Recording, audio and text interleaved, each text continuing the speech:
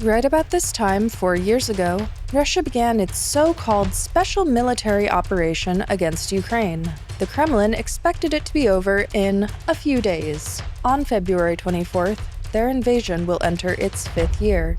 The early days of the invasion saw an outpouring of support from Ukraine's allies, particularly in the West. But that widespread activism didn't last. In just 4 years, we've gone from blue and yellow lights on the Eiffel Tower to athletes being disqualified from the Olympics for paying peaceful tribute to Ukrainians killed by war. I'm Belokur, reporting to you from Kyiv, and this week we're going to try to answer the question of why the West fell out of love with Ukraine as a social justice, or more cuttingly, a social media cause, even as Russia's war has only escalated in brutality over time.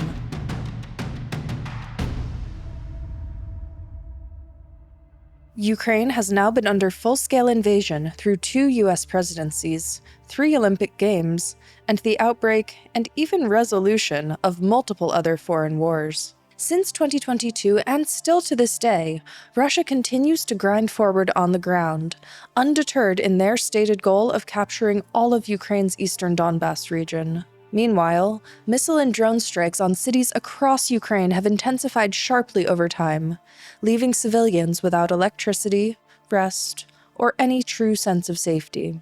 And yet beyond Ukraine, support has shifted from the near-universal solidarity of early 2022 to something more fragmented, politicized, and often more hesitant, if people are willing and motivated to speak up about it at all. What's behind this drastic change? Let's start by looking at what it was that made everyone stand with Ukraine in 2022.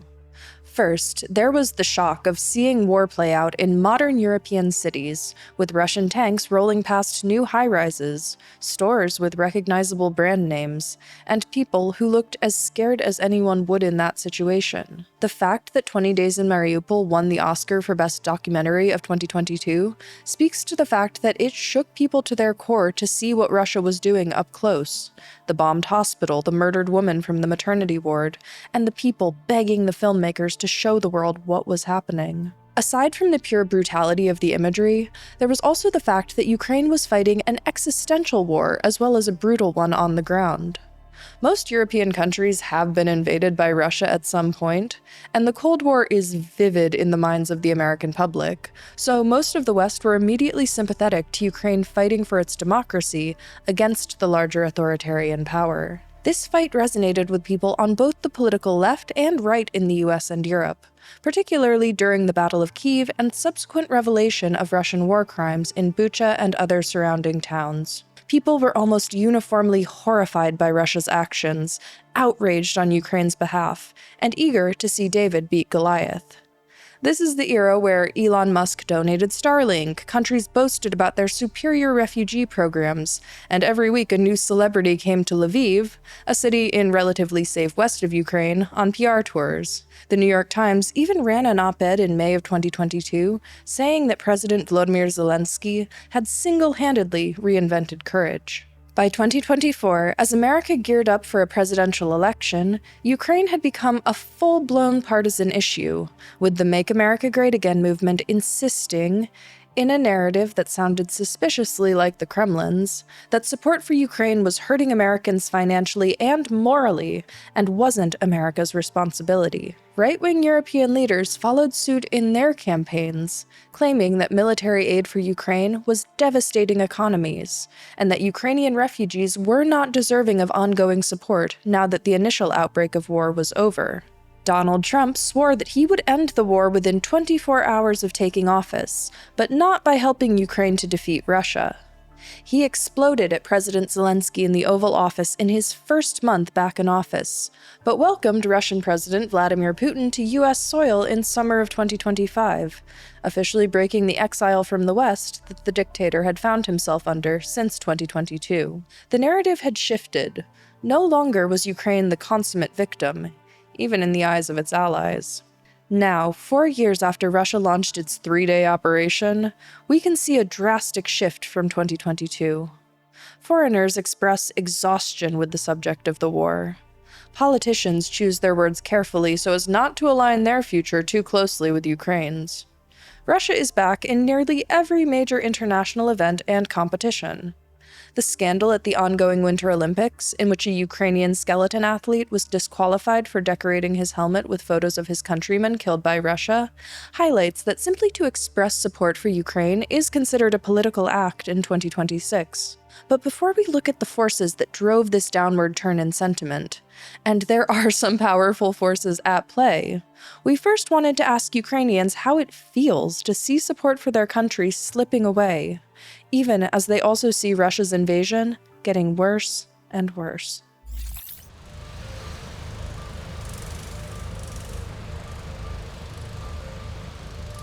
На початку війни, відчувалася така прям, скажімо так, потужна підтримка, як від простих людей, так і від урядів. Наразі я все ж таки думаю, що вона більше на такому інституціональному уровні залишилася. А прості люди, можливо, вже трошки менше слідкують за новинами саме з боку України, бо наразі з'явилося багато інших гучних інфоприводів.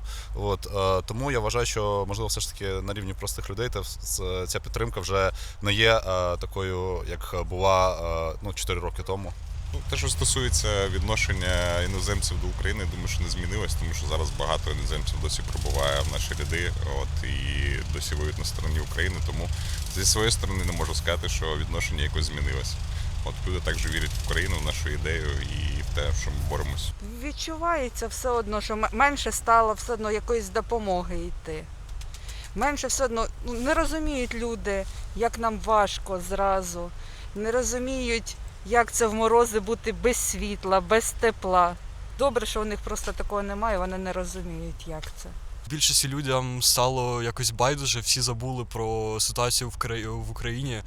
Всі говорять про інші війни, про війну в Палестині, але про Україну, на жаль, неприємні почуття, коли всі кажуть про те, що коїться у Палестині, а про те, що в Україні викрадають дітей, нас бомблять, про це всі мовчать.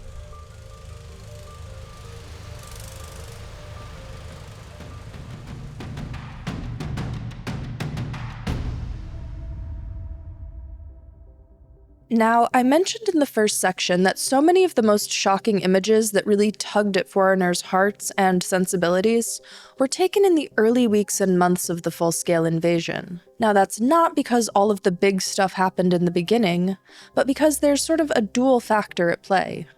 Yes, Russia was committing atrocities left and right, but there were also a lot more people documenting them, and a lot more outlets publishing them.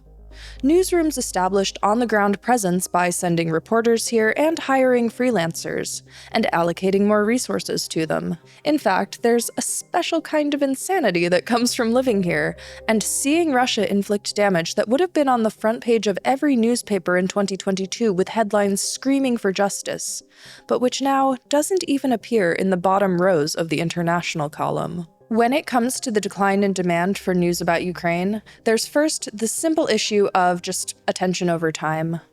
In the beginning, many still believed, however naively, that the war could be won militarily by one side within a matter of months. This optimism began unraveling as it became clear that even with the aid donated by its allies, Ukraine was not in a position to beat Russia outright on the battlefield. The dramatic defense of Kyiv gave way to battles for tiny towns in Ukraine's east and south, with high-definition images of urban warfare replaced by grainy drone footage of muddy trenches and ashy landscapes, and victories that were much smaller and harder to define, much less to visualize and share with foreign audiences. The Ukrainian counteroffensive of 2023 failed to keep Russia on the back foot for long, and Moscow established a slow forward grind that it has maintained, however slowly and at however great a human cost. Ukraine has never returned to its prominence in the headlines, and the average foreigner who followed the Battle of Kyiv with bated breath might not have a clear picture of where the front line really is today. And that's just a reality, and we have to acknowledge it. Hand in hand with news stagnation is news fatigue. The outbreak of war between Israel and Hamas in October of 2023 redirected significant media resources from Ukraine to the Middle East, with Ukraine taking a back seat in both media and activism circles. That is in no way dismissing the severity of that conflict, and it was valid for media to focus on it. And Gaza was far from the only issue to dilute the attention that Ukraine so desperately needed. Global recessions, presidential elections, crises both present and looming. It's been a long 4 years for everyone, which has benefited Russia. As Ukraine has fallen out of headlines, so has Russia taken the opportunity to quietly return to international institutions and events, counting on even those who came out in support of Ukraine in 2022 to soften over time when faced with the financial and social pressure of permanently excluding Russia amid what seems to be a stagnant war. Those are issues of demand, but there are also supply issues when it comes to reporting from Ukraine. The front line has become a far more dangerous place to simply be in the last 4 years, whether you're a soldier, a medic, a journalist, or a humanitarian. FPV drones have become the staple short-distance weapon for both sides, and the safe zone has been pushed further and further back in proportion to how far they can fly, which is growing all the time. A more dangerous front line means it's harder for journalists to get access to stories in the first place, to say nothing of the extra pressure when they're working on them. And if you're the owner of a big foreign news outlet and you've never been to Ukraine, and you hear that things are becoming more dangerous for reporters, you're also going to change your calculus. You really don't want to deal with the fallout of a staff member being killed while working for you. So you might reduce your staff on the ground, impose rules that prevent them from getting too close to danger, or rely on freelancers who you can pay nothing to up front and claim less responsibility for if something happens. All of those are things that have happened in Ukraine in the last 4 years. Again, it's not that all the big dramatic stories happened in the first year of the war. It's that reporters were given more time and resources to capture those stories in a war zone that was younger and more chaotic, but in some ways more accessible than it is today. News from Ukraine has also been hurt by the sweeping cuts to publicly funded media in the United States under Trump 2.0. Various regional Ukrainian media companies relied on grants from USAID in order to keep running, and have since been forced to shut down.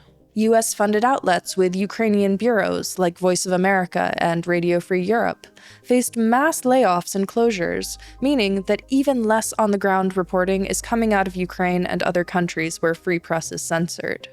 And even privately funded media hasn't been immune. There was shock and outrage last week when the Washington Post, owned by Amazon founder Jeff Bezos, laid off a third of its staff, including all of its reporters assigned to Ukraine and the Middle East. We're joined today by Guardian foreign correspondent Luke Harding, who can speak a little bit more to the challenges of being assigned to Ukraine during war. Luke, can you tell us, how has reporting from Ukraine become more challenging over the last 4 years? Yeah, it's definitely become a lot tougher, really. If you go back to 2022, soon after the full-scale invasion, you could go to frontline positions, you could spend time with Ukrainian soldiers in trenches. You didn't hang around, but you could go to what's known as the zero line. And what we've seen is the war has become a war of technology and of drones. It's become an aerial war where tanks, armored vehicles can be immediately knocked out. And instead, we're talking about flying drones dropping bombs, ground robots delivering supplies, evacuating Ukrainian soldiers. And for journalists, correspondents, Ukrainians, foreign journalists, the closer you are, the more dangerous it gets. And I would say the kill zone, which was 1 kilometer, 5 kilometers, 8 kilometers, is now 25 or 30 kilometers. And can you speak to how that maybe changes the calculus for both individual journalists and newsrooms? All of these things, there's a calculation.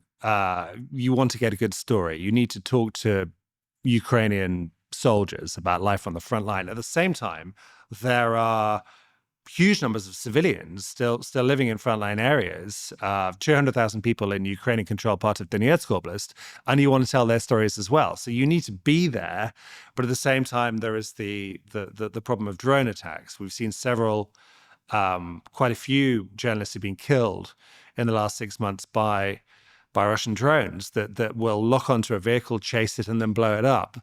So it's difficult. And what we do, we have a Land Cruiser, we have a security guy, Ukrainian driver. I work with a photographer colleague, and we send our plans to London in advance to see whether they agree or not.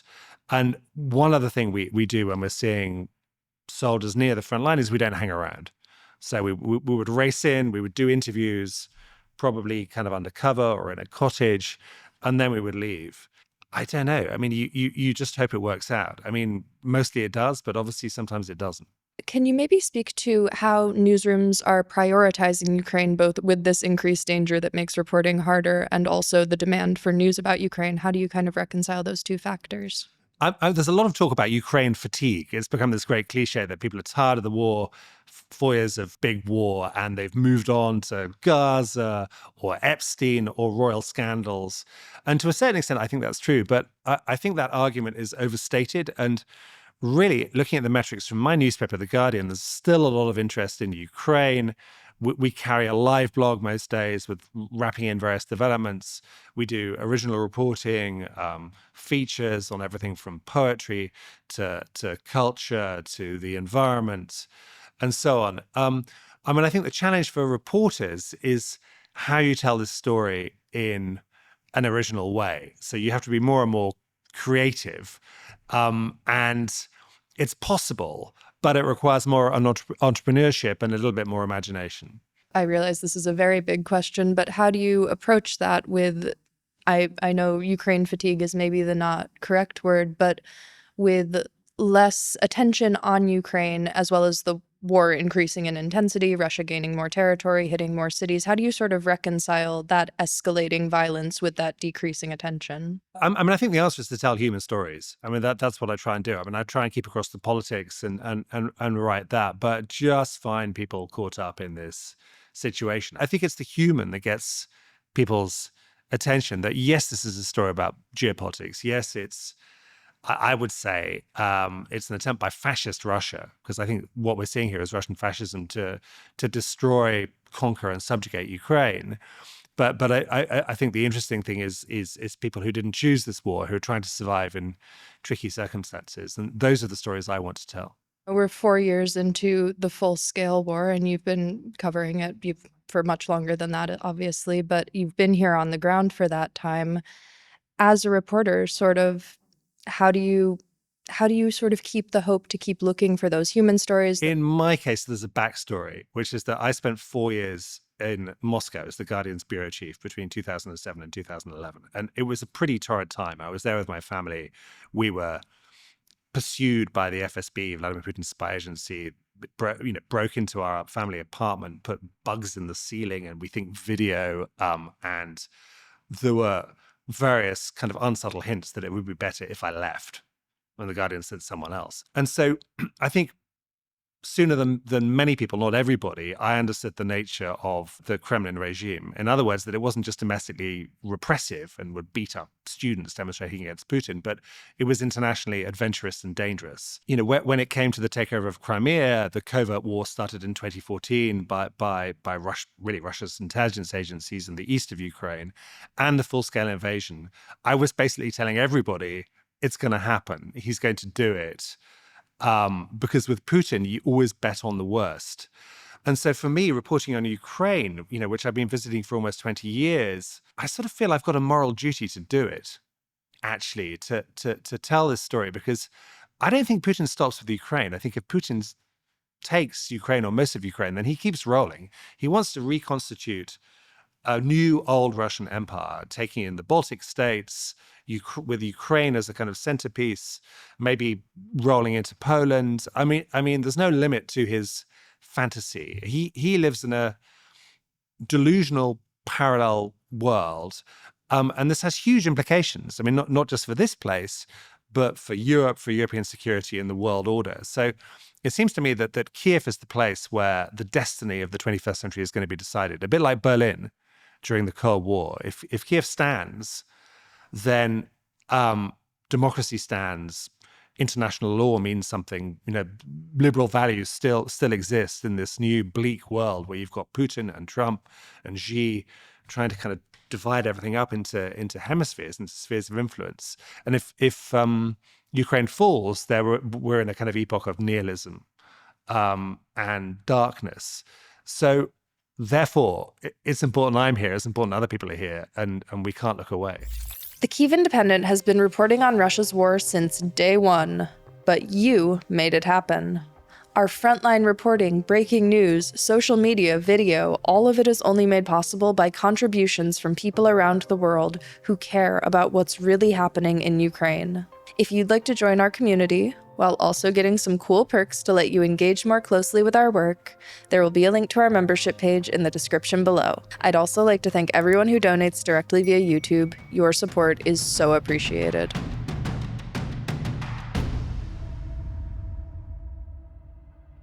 As I alluded to earlier, it's impossible to talk about public perception of Ukraine and not address the ways in which leaders like Donald Trump, and by extension the rise of right-wing politics worldwide, have had an impact. During his 2024 campaign for re-election and after taking office, Trump repeatedly questioned the scale of assistance pledged to Ukraine under his predecessor Joe Biden, positing it as a sacrifice on the part of every American, and arguing instead that the financial burden should fall on Europe.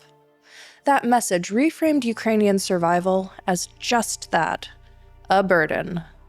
And by that logic, Ukraine was entitled by continuing to fight. Since returning to office, Trump, his family, and members of his administration have liked and reposted memes painting Ukraine as corrupt, thieving, and gleeful with itself for pulling one over on America. And remember, these are public figures who know that they're being observed. Polling shows a decline in support for aid to Ukraine among Republican voters, while it stayed relatively steady among Democrats, solidifying that what was formerly a moral issue with resonance across the political spectrum had been relabeled as partisan. This rhetorical shifting of Ukraine from victim to burden was not unique to America.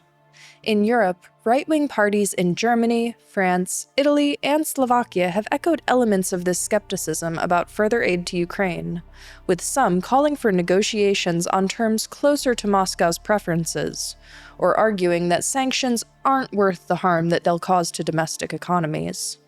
The rights of Ukrainian refugees in countries even as near as Poland are in question as countries begin to argue that they can't keep up support indefinitely. I'd just like to say that one more time slowly. At a time when Ukraine is more dangerous than ever, people fleeing are treated with more contempt and suspicion than ever. Trump's burning desire to settle the conflict fast, and his constant ping-ponging between favoring Zelensky and Putin, has created a false belief outside of Ukraine that a peace deal could be reached at basically any time if both sides would just agree to a set of terms. But Ukrainians know better, that the two positions remain so irreconcilable that there's no way to agree without one side capitulating, that there's no way for Russia to achieve its minimal stated goals without destroying Ukraine as a sovereign state, and that agreeing to a bad peace deal ensures that Russia will reinvade. To talk more about the weaponization of Ukraine as a rhetorical tool by even allied countries, we're joined by an expert guest. Tim, thank you so much for speaking with us today. This is obviously a very big topic, so thank you for helping our viewers to understand it a little bit better. Could you pinpoint, maybe not an exact moment, but sort of a point in time when Ukraine did become a partisan issue? Primarily when Donald Trump really started to press the issue. And even today, overwhelming majorities of Democrats support aid to Ukraine, majority of independents, and Republicans are split on the issue, roughly 35% in favor, 35 against, another third maybe have no opinion. So it is a partisan issue, but it's less of a partisan issue than many other issues in American politics, particularly because there are a lot of Republicans who don't go with President Trump on this issue and instead want to increase aid to Ukraine. That's true in the mass public. It's also true in both houses, where if President Trump would decide to resume military aid to Ukraine, he would find healthy majorities in both parties that would be willing to support it.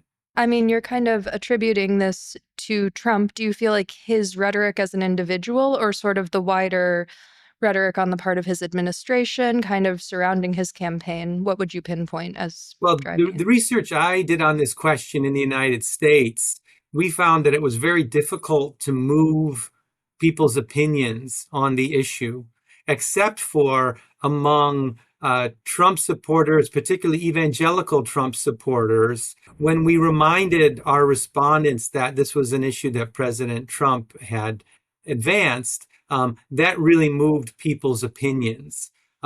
So it really does seem to be something about President Trump. And certainly Tucker Carlson and J.D. Vance have also put forward this line. But they seem to be, in a sense, following his lead rather than pushing him, than being the lead horse and pushing him forward. Yeah, and for kind of those maybe floating voters, so to speak, who are able to have their minds changed, what are sort of the things that they're misunderstanding about Ukraine? What are kind of the effects of this weaponization? Yeah. It depends a lot on how the issue is framed. For example, I saw a recent public opinion poll which asked Americans about ratings of different international leaders. And Zelensky was at the top with about a net rating of plus 14. Putin was on the bottom, just above Kim Jong-un of North Korea with a minus 72. So if the issue is framed as not rewarding Russia for taking Ukraine's territory, you get a much greater level of support.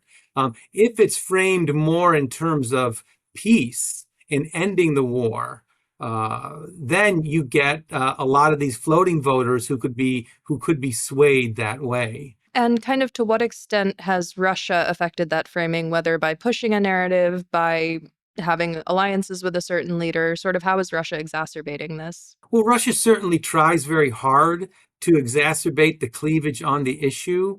I'm not sure they're particularly successful in that. I think the real drivers here are on the right, people like Tucker Carlson, J.D. Vance, who, for a variety of different reasons, seem to have a much more sympathetic view of Russia and a pretty critical view of Ukraine.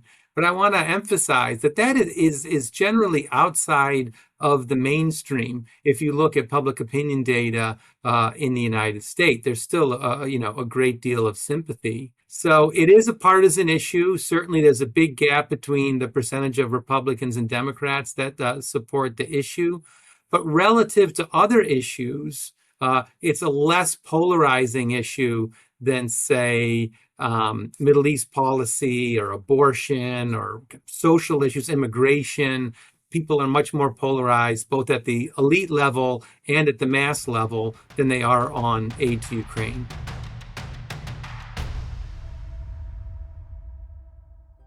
Ukraine thwarted Russia's predicted 3-day military operation. It's grown its military, invented weapons and tech at warp speed, and maintained a strong national identity under very sustained pressure. In many ways, Ukraine is in a better position than it was on February 24th, 2022. But 4 years of trauma and loss have left damage that won't be erased, and exhaustion that feels insurmountable, and almost no one here feels that things will be over soon. When it comes to Russia, the worst could always be ahead of us. But we have to reconcile that ongoing, compounding horror with the fact that right now, very few people outside of Ukraine are fully aware of, much less speaking up for, what's happening. Support for Ukraine didn't lessen because the war improved to the point where Ukraine just didn't need as much help. It lessened because some powerful individuals turned away from the images of real human suffering and instead exploited Ukraine as a device to support their own agenda. It lessened because Russia crept back in slowly, encouraging versions of history that conveniently prop up Putin's goals for Ukraine. It lessened because there are fewer people on the ground bearing witness to Russia's escalating violence. To everyone who has stood with Ukraine for the last 4 years, thank you. We're not giving up.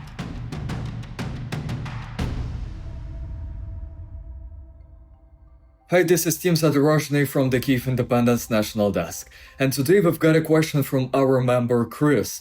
He asks, given the ambiguity of European support and even uncertainty around the US-NATO alliance, which European nations does Ukraine trust the most? So look, When Vladimir Putin invaded Ukraine, his war aims were never limited to fighting for 3 villages in the Donbas, and they were never limited to capturing Kyiv. His ambitions were and still are much broader. What he wanted was something like a new Yalta Conference of 1945, a deal between great powers dividing Europe into spheres of influence. And in that worldview, countries like Estonia, Latvia, Lithuania, they're not fully sovereign actors. That's why those countries understand this war differently. For the Baltic states and Poland, supporting Ukraine isn't abstract solidarity, it's self-defense. They know if Russia succeeds in Ukraine, they are next in line. And unfortunately, some countries in Western Europe, particularly Germany and France, they historically viewed Russia more as a rational actor. Even weeks before the full-scale war, they believed Putin could be swayed diplomatically. And at the same time, countries like Denmark, they have become some of Ukraine's biggest backers. Denmark is now among the strongest supporters in terms of military aid, as well as Finland and Sweden. So yes, Ukraine trusts its European allies. We value their support. Germany and France provide critical assistance, and that matters enormously. But the countries Ukraine instinctively trusts the most are those that never misunderstood Russia in the first place. Estonia, Latvia, Lithuania, Poland, and increasingly Moldova, along with Nordic states like Finland, Sweden, and Denmark. That's all for this week. We'll be back next Sunday with more news from Ukraine. If you appreciated this video, please consider becoming a member of the Kyiv Independent community. It's truly thanks to viewers like you that we can do this work, and we're so grateful for your support. Thanks for watching. I'll see you next week.